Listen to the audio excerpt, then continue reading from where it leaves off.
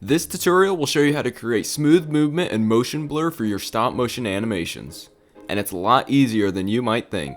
I'll also be going over a few run cycles as well. And these are the things you'll need to do it. Lego bricks and sticky tack pretty much.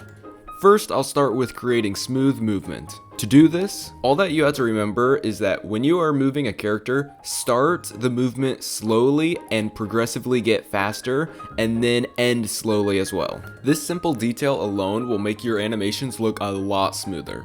I talk about this in more detail in another tutorial that I did, so I'll link that tutorial in the cards of this video. Now when you combine that technique with a motion blur technique, you can get some really cool stop motion effects. And this is where we'll use the Lego bricks and sticky tack. The sticky tack is optional, but it helps a lot with keeping things still. So the first thing that I would do here before I start adding the effects is give my minifigure a running head start, following the same principle of starting slow and continuing to get faster. Next, what you're going to do is take any random brick that matches the color of the minifigure's torso and attach it to his back with sticky tack. And then do the same with the legs, and then you can move on to the next picture.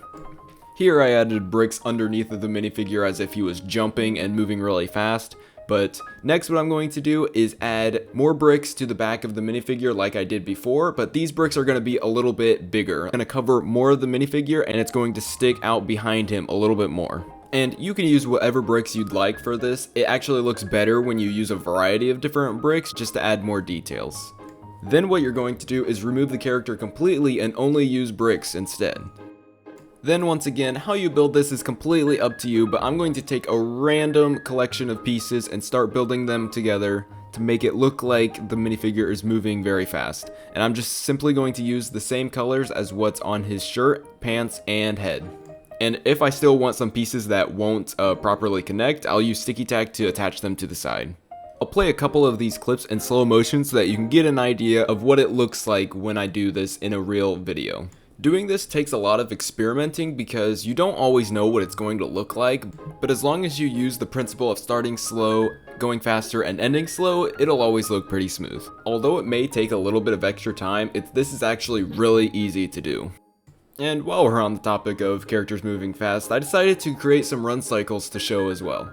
And well, I guess, I don't know if I created them, but I made these up myself, so. The first one is a run cycle that involves sticky tack, but no masking. This run cycle is 4 frames per step, and the idea of this one is that the character is going up into the air a little bit more than your average run cycle, making it slightly more realistic. And there are 2 frames that I want to point out here. One frame will have the back leg attached to the ground with sticky tack, while the next frame will have the front leg attached to the ground with sticky tack, with the opposite leg being up in the air for both pictures. This run cycle involves some masking, but it's one of my favorites. Basically, there's one picture in between each step of the run cycle where the minifigure is completely in the air and you'll need to mask it out. Besides that, the other pictures have the minifigure a little bit higher up in the air, but he's still touching the ground, so you can use sticky tack instead. This is what the average run cycle looks like, and it's very flat in my opinion. So if you can implement the pictures where the minifigure is higher up in the air using sticky tack with that run cycle, then it will make things look a lot better. And that's all for this video, but if you want to see a video where I use these techniques, check out this video right here. Thanks for watching.